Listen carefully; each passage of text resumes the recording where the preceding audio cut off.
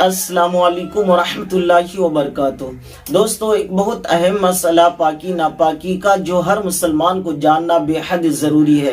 दरअसल मेरे एक मुक्तदी भाई ने मुझसे सवाल किया कि कारी साहब, जिस बिस्तर पर एहतलाम हो जाए उस नापाक बिस्तर पर सोना कैसा है? क्या हमारा जिस्म नापाक हो जाएगा या हमारा कपड़ा नापाक हो जाएगा?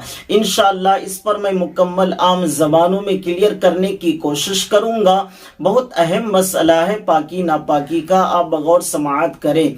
सबसे पहली बात हम ये समझें कि जिस बिस्तर पर बच्चे ने पेशाब कर दिया या जिस बिस्तर पर एहतलाम हो गया हो या जिस बिस्तर पर बीवी के साथ हम बिस्तरी की गई हो और बिस्तर नापाक हो गया है, फिर आप गुस्ल के बाद पाक कपड़ा पहनकर उसी बिस्तर में सो गए, तो याद रखें कि जितने हिस्से तक वो निजासत लगेगी, कपड़े के जितने हिस्से तक या जिस्म के जितने हिस्से तक वो निजासत लगेगी, बस उतना ही हिस्सा नापाक होगा। ना ही पूरा जिस्म नापाक होगा, ना ही पूरा कपड़ा नापाक होगा। आपके ऊपर गुस्ल भी फर्ज नहीं होगा। आप उतनी ही हिस्सा को धोने के बाद नमाज भी पढ़ सकते हैं, कुरान शरीफ की तिलावत भी कर सकते हैं। दूसरी बात हम ये समझेंगे दोस्तों कि उसी नापाक बिस्तर पर सोना ही पड़ेगा और निजासत भी अभी गीली है, तो फिर हम यूं करें कि उसके ऊपर कोई मोटा कपड़ा या चादर दोहरा तेहरा करके डाल दें, जिसकी वजह से निजासत ऊपर तक नहीं पहुंच पाएगी। तो फिर हम उस बिस्तर के ऊपर सो भी सकते हैं, बैठ भी सकते हैं। ना ही हमारा कपड़ा नापाक होगा, ना ही हमारा जिस्म नापाक होगा।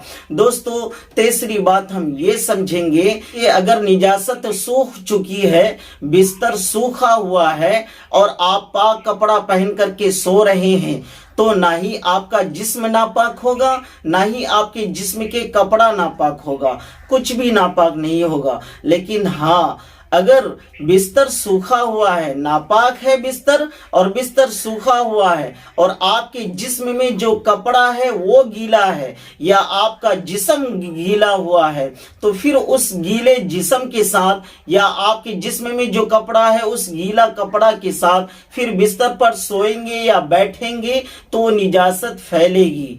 तो आपके कपड़े में जितने हिस्से तक वो निजासत लगेगी, फिर उतना हिस्सा आपका नापाक हो जाएगा। दोस्तों, और हम ये भी ख्याल रखें कि आपका जिस्म भी सूखा हुआ है, आपके जिस्म में जो कपड़ा है वो भी सूखा हुआ है और नापाक बिस्तर भी सूखा हुआ है और उसी पर आप सो रहे हैं, लेकिन आपके जिस्म से पसीना खूब बह रहा है, जिसकी वजह से आपके जिस्म में जो कपड़ा है वो भी भीग गया और जो चादर है वो भी भीग गया। तो फिर याद रखें कि उतने हिस्से तक नापाक हो जाएगा। लेकिन आपको पसीना भी नहीं बह रहा है और आपका जिस्म भी गीला नहीं है, आपका कपड़ा भी भीगा हुआ नहीं है, तो फिर आप सूखे बदन के साथ सोएंगे। जैसे अभी ठंडी का समय है और आमतौर से होता है लोग कि बार बार रजाई के कोबर को नहीं बदलते हैं या बिस्तर की चादर को नहीं बदलते हैं, तो फिर अगर वो नापाक हो जाए और वो सूख जाए,